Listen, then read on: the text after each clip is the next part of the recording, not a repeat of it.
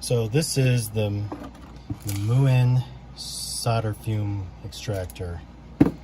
It comes with an instruction manual, some extra filter replacements, and the extractor fan itself. I'm going to go ahead and take it out of the packaging. You can see it has, this is the side with the filter, and this is the fan.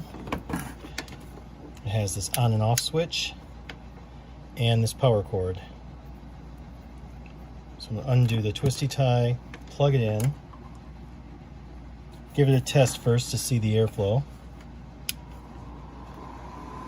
So I can feel it blowing out here, so it must be sucking in on this side. And we'll go ahead and start using it with this solder wood burning kit. So what I'll do is I'll turn it off first and see if I can generate some smoke. You can see the tips are orange here. Okay, there's plenty here. So now we're going to go ahead and turn on the extractor. And you can see it going right into the fan there.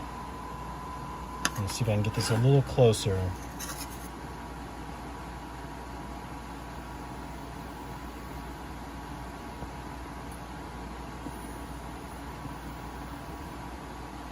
It's powerful and it's pulling it in, and I don't even smell this wood burning.